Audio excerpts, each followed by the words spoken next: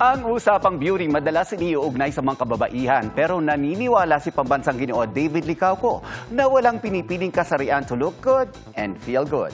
Ang pogi tips ni David, alamin sa aking chika. Hindi raw dapat exempted ang guys when it comes to looking good. David Licauco swears by the OG ways to look good and feel good. Yung pag-workout, it gives us endorphins. Happy hormones.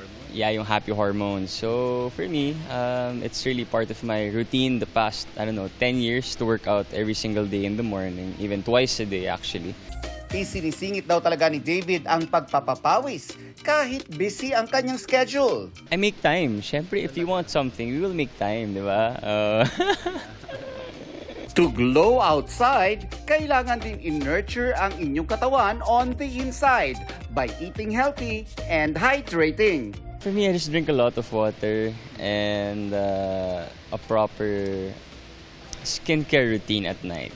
And then vitamins. Lilipad pa Hong Kong si David para sa Independence Day celebration doon, hatid ng GMA Pinoy TV. Excited siyang makabanding ang mga Pinoy doon for a day of fun and entertainment. Siyempre, yung mga OFW na nasa Hong Kong, sana ay makapagbigay tayo ng saya sa kanila dahil siyempre, pagod sila sa trabaho, na-miss nila yung pamilya nila. So siguro kapag may pumunta doon na artista o na actor, baka makataste sila ng Philippines somehow, yung glimpse of the Philippines, di ba? Ayun, a slice of hope.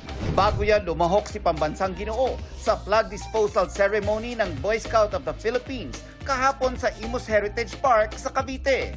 Bilang isang Scout Ambassador, privilege daw para sa kanya na masaksihan at maranasan ang tradisyong ito ng pagsusunog ng mga lumang watawat ng Pilipinas.